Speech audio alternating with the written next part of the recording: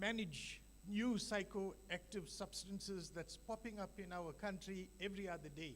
Because these are the poisons that will destroy our youth, and the youth, our future leaders. So we need, when we come to resolutions, to please populate these resolutions properly and to have evidence-based information so that it can go forward to the relevant government departments. Thank you.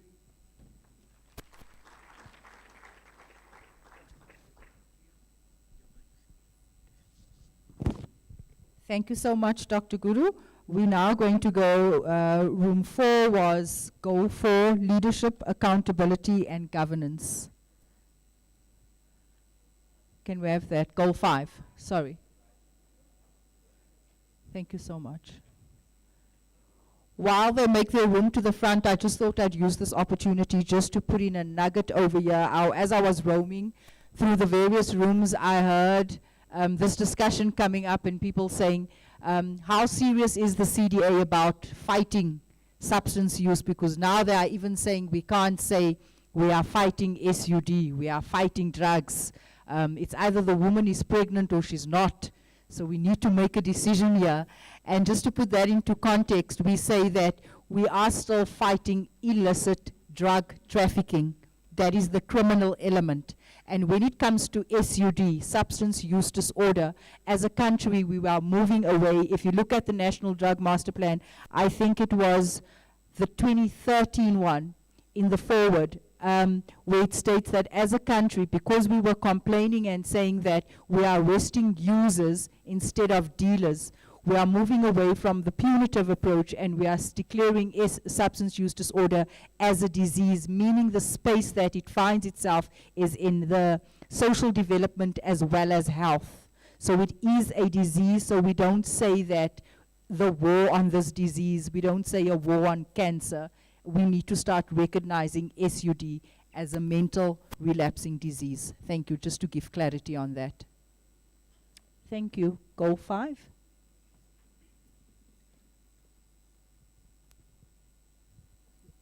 Thank you very much. Greetings to the DM and greetings to everybody, all protocol observed. Group 5 dealt with governance, leadership, and accountability. And then we were in Virginia, and it comprised of our facilitator and Tate Morabe. And Tate Morabe, can you, by virtue of the powers invested in me, can you please stand up?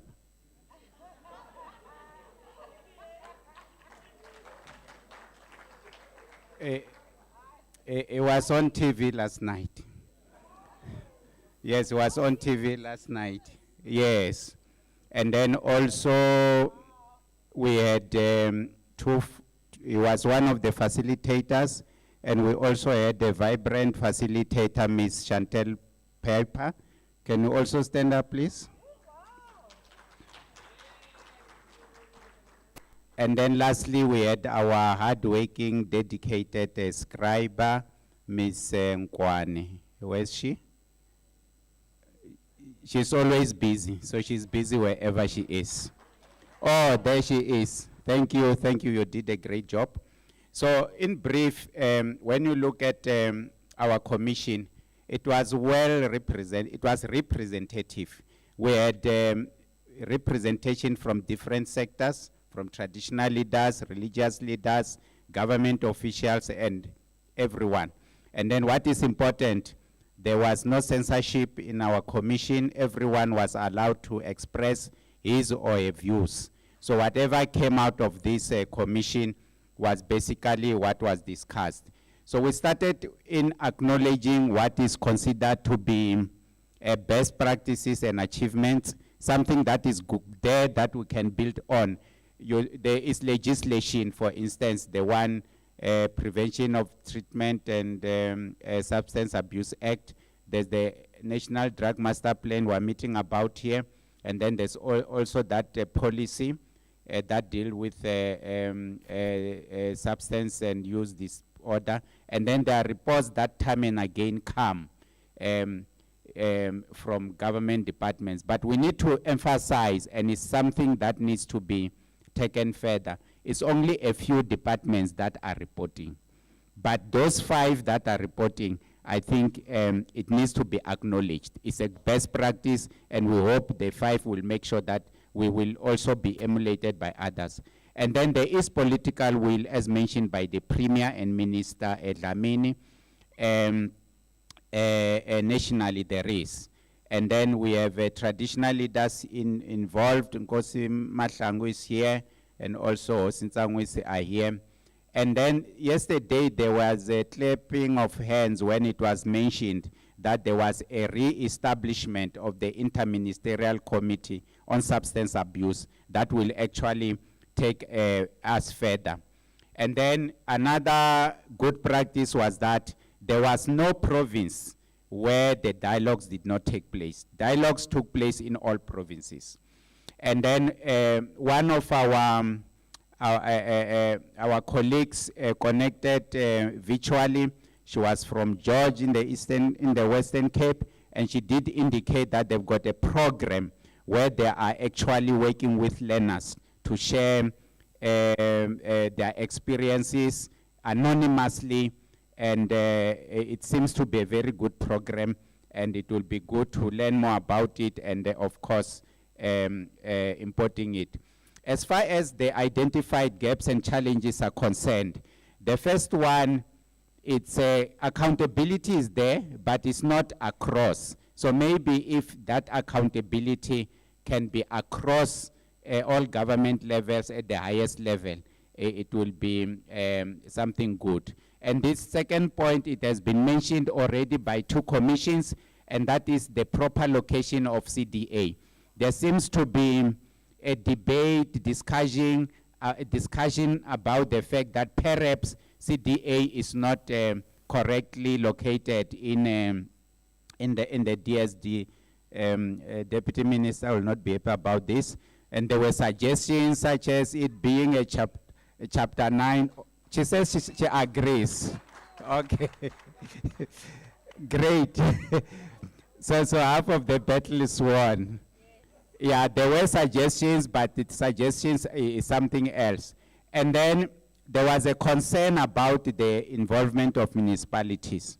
Time and again, a concern was raised. Where are our mayors? Where are the councillors? We are dealing with issues that hit them right at the heart, but they are hardly here. And then obviously, there was an issue of the provincial dialogues. Firstly, they were acknowledged that it's a good thing, but the centrality of the dialogues, there was a view that maybe where they were, it was not like they were representative of the whole province. For instance, if you went to Limpopo, it's a vast province, but it was in one small area, and there were people as far as Venda and the former Gazankulu who were not part of the dialogues. So it's a learning curve that maybe in the future we need to, if necessary, have more than one dialogue in one province. And then also the issue of most departments are not providing reports, and it is giving our chairperson a serious headache. She writes to DGs, and let's hope something will come out of this. And I've seen letters that are very strong. And the recommendations are as follows. The commission tried to not only mention recommendations, but also come up with time frames. The first one is that CDA must be properly located. Obviously, that will need cabinet legislation. And then they said, you know, at most midterm, if within 3 years there's that legislation that locates CDA properly. And then the issue of amending legislation must be fast-tracked. There was a concern in the plenary about a legislation of 2016 that is still not finalized. There's BELA, and there's also the Liquor Amendment Bill. So DBE must actually be on board, as well as the DTIC. And then the suggestion was that within 1 year, that should have been done. Then the one of the most important recommendation made was that capacity building. Knowledge is power. And that capacity building to impart knowledge to leaders, other role players, and communities. It must be done within 3 months and continuous. As you don't do it and you are done, so you have to do it time and again until everyone is covered. Then there's an issue that was raised yesterday even by our minister Ezulu. She emphasized the political will, but then washayama officials kancane ukuthi maybe if we were to pull up our socks to make sure that our political leaders are supported. You know, as an official, whatever you have to do, you write a memo to the director, chief director, DDG, DG, and it comes back. So something small may take up to 3 or more months. So the bureaucratic red tape results in certain issues being overcome by events. And then the point that was made earlier, political will must not be at the highest level, but it must be reflected at the local government level, our mayors, and also it's good to see that yesterday we did have at least 3 MECs, and but we have got more than 3 provinces. So there has to be more involvement at the local level, particularly the mayors and councillors.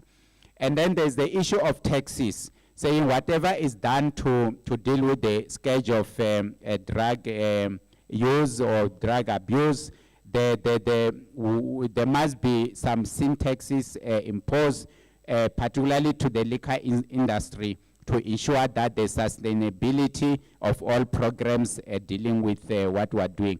Obviously, Parliament is the one that can legislate on that. And then then there was this debate about the so-called legal and illegal drugs.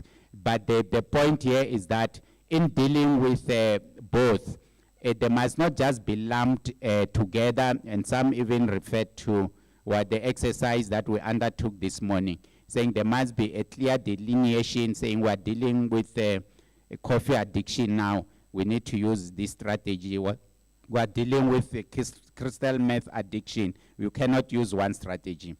And then obviously, even our premier mentioned that one of the things that irritates Gauteng as a province is the taverns that open, and the licenses that are too many. And Osintangwis today, and people who did not understand him, who misunderstood him, they were murmuring early in the morning when he said it's worrying to see that today you find that our taverns are open 7 days a week, from 8 in the morning, some close at 4 in the afternoon.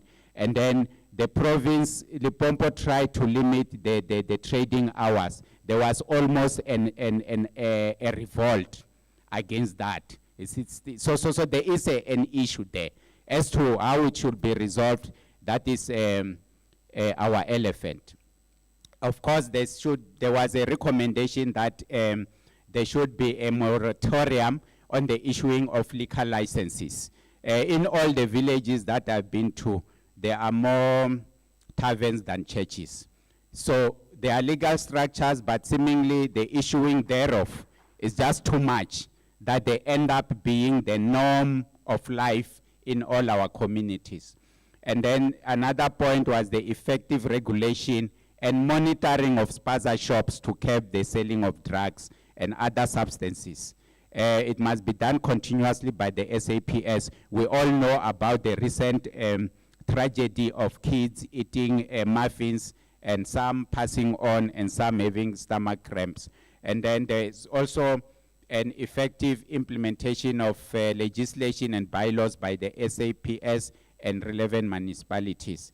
And then also the anonymous toll-free line. Initially, the suggestion was that it must be established, but some members indicated that it is there, is that perhaps people do not know about it. So there must be a rigorous marketing strategy to inform people that there is this toll-free line which must be used so that all drug-related issues should be communicated.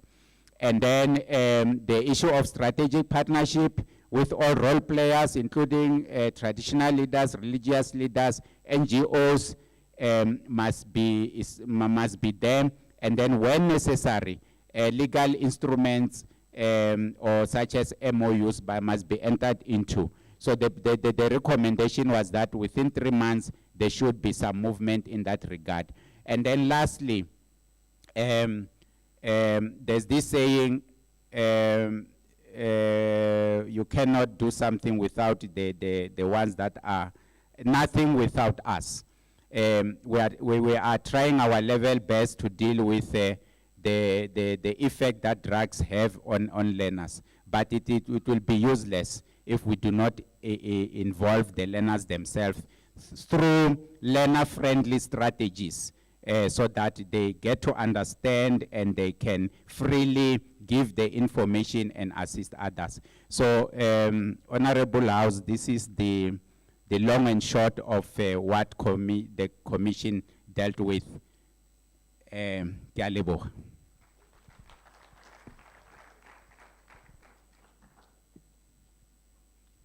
Thank you very much. We are now moving on to, is it goal 6? Right, goal 6, research, development, monitoring, and evaluation.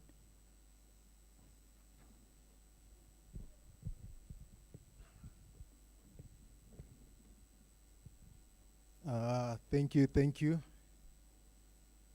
So I will just report for Commission 6. Our commission was on research, development, monitoring, and evaluation. And I'll just go straight to the resolutions. So on the resolution number 1, the commission felt that forums lack resources and capacity on M&E, and we felt that SANAC to strengthen M&E systems of all provincial substance abuse forums and local drug action committees. To that effect, SANAC was require us to develop M&E framework on drug substance abuse in accordance with the 7 goals of the National Drug Master Plan. The Commission also felt that there's a need for the CDA to guide Cabinet on the position of South Africa on cannabis. Also, there was a call for DOH to lead on the development of strategies to address the concurrence of SUD, mental health disorders, medical disorder, and the provision of pharmacology. To this effect, CDA was required to produce a position paper on this.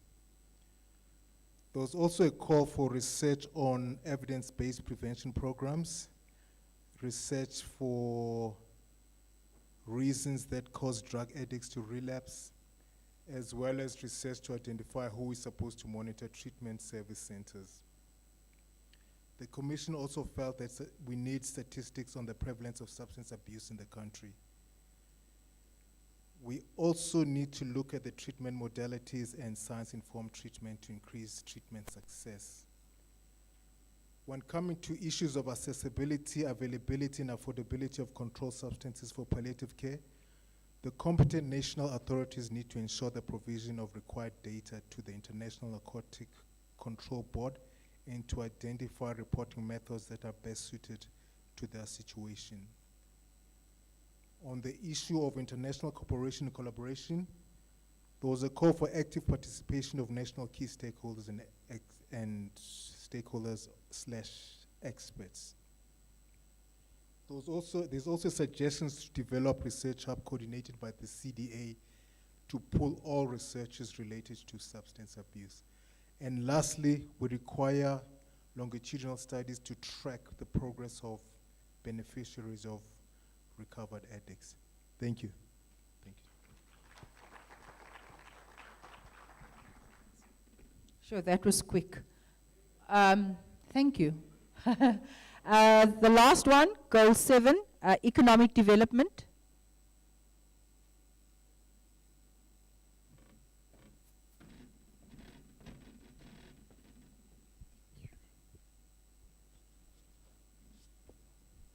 Good afternoon.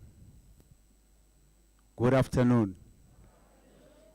Thank you so much. Thank you, Program Director, for the 1 hour that you have just given me.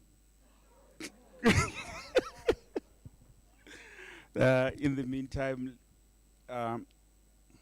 Shani, just want to put on my glasses. Besides looking learned when you are wearing your glasses, they say you should respect people who wear glasses because they pay to look at you.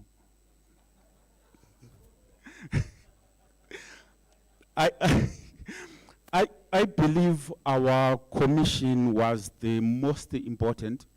Why am I saying so? Because the topic that we are dealing with is the topic of economic development.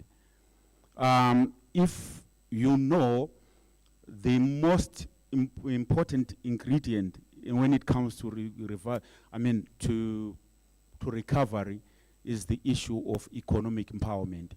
If you can stand on your own.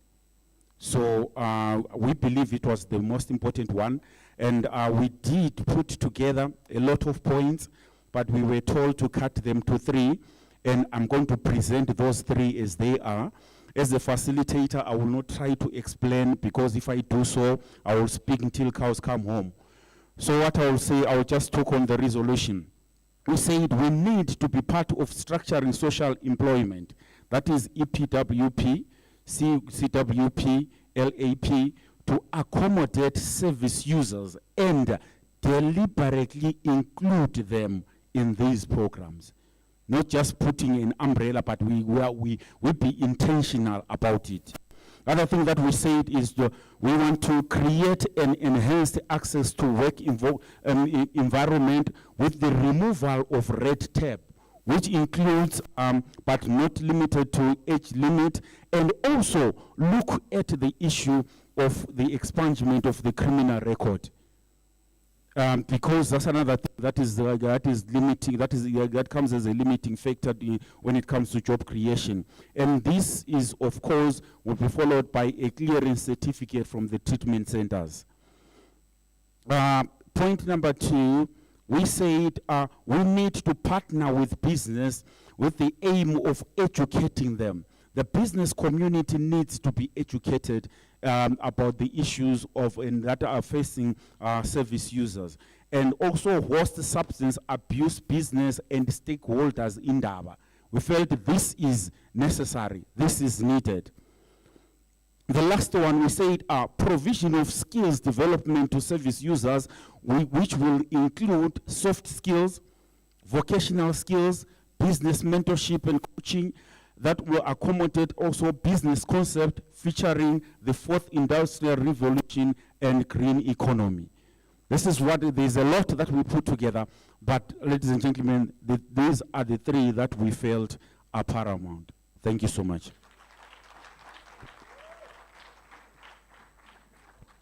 Three hours flat. Thank you so much. That was brilliant. That was the shortest 3 hours ever.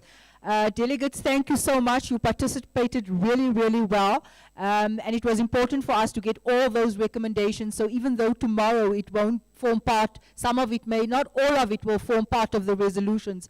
But as we go forward, we're also looking forward to the review of the NDMP. There's possible changes to policy, to the various acts. We think that those recommendations could possibly find expression when we go through those processes. And hence it was really important for us today to have it tabled here this afternoon and for us to record it. So thank you so much for that. There's just one announcement now. We're not too bad for time today. We are 22 minutes over time. I just want to make an announcement now. All the PSAF chairs, the facilitators, scribes, CDA members, members of the resolutions and declarations team to meet immediately afterwards. We just want to conclude with our chairperson of governance in terms of the way forward tomorrow morning. We just want to organize ourselves. So if you could just meet briefly this side. I think for now, that's it. Are there any announcements, Chair, for tomorrow? Any changes? DC? Is that it for the day? Okay. You've been really good, ladies and gentlemen. You are dismissed. Thank you very much. See you in the morning.